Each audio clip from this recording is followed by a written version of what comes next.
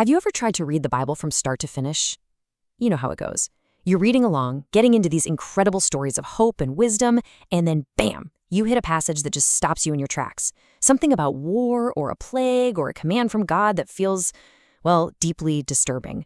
It can be really hard to square those texts with a message of love and peace. So what are we supposed to do with them? So here's our game plan for this explainer. First, we're going to look some of these difficult passages right in the eye. Then we'll introduce a framework that's designed to help us navigate them. We'll unpack this critical choice between reading literally or symbolically, see why context is absolutely everything, and finally piece together a new way to approach these texts, not for easy answers, but for some real, genuine understanding. Okay, first things first. Let's be totally honest about what we're dealing with.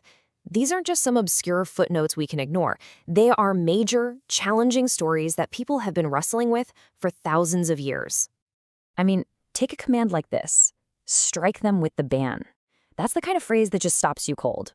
The ban, or harem in Hebrew, was basically an instruction for total destruction, devoting an enemy to God by, well, wiping them out completely. It's jarring, it's violent, and it's right there in the text. This is the heart of what makes a passage difficult. And it's not just a one-off thing. Think about the story of the walls of Jericho tumbling down as part of a divine conquest. Or the story of Abraham, commanded by God to sacrifice his own son, Isaac. And then you've got whole sections that describe God's wrath, or the concept of hell. Every single one of these stories forces us to ask some really profound and frankly uncomfortable questions. And that brings us to the core challenge, doesn't it? Do we just skip these parts? Do we try to explain them away? Or is there a way to actually engage with them that deepens our understanding? That last question is exactly what we're here to explore today. Now, to help us find an answer, we're not just going to make something up. Instead, we're going to turn to a framework from a scholar who has spent his entire life thinking about these exact questions and see what kind of path he lays out for us. The source for our explainer is this book, God, Pestilence, and Plague, by the Norwegian theologian Magnar Kardtveit. His work is focused specifically on what he calls the Bible's difficult texts, and he offers a really rigorous, scholarly method for how to read them. And here's what's so interesting about his approach. He's not trying to make you feel comfortable. The goal here is not to make excuses for the violence or to soften those harsh edges. Instead, the whole focus is on understanding what these texts meant in their own time, on their own terms.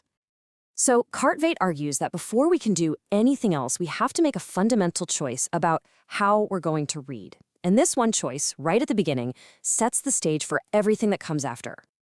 On one hand, you can read these passages literally. War means an actual physical battle, and pestilence means a deadly disease. On the other hand, you can read them symbolically, where war is a metaphor for a spiritual struggle, and pestilence is some kind of spiritual sickness. You can see the appeal of the symbolic route, right? It softens the violent reality of the text and makes it a lot easier to swallow. But Kardtveit is really firm on this. He insists that we have to begin with a literal reading. When the text says war, we have to start with the assumption that it means actual physical war. He argues this isn't about being a fundamentalist. It's about being intellectually honest with the text as it was first written. So why is he so insistent? Well, because he believes that jumping straight to a symbolic meaning is kind of like an escape hatch. It's a way of avoiding the text's difficulty. It lets us explain it away before we've even taken the time to listen to what it's actually saying. And in the process, we might just cover up the original and often brutal historical reality the text is trying to communicate. Okay, so if we start with a literal reading, where do we go from there? For Kardtveit, the very next step, and this is the most important one, is to dive deep into context. And this timeline of his career really shows us why he values context so much. I mean, this guy didn't just study these texts in a library. He went to Jerusalem way back in 1969 to learn the language and walk the same ground. He spent decades immersing himself in the world of the Bible. He even worked on a modern translation, wrestling with the precise grammar of the original Hebrew. All of that experience taught him that you just can't separate the meaning from the original setting. His point is pretty straightforward. These texts weren't written in a vacuum. They were written by specific people, in a specific language, in a specific part of the world, at a very specific time in history.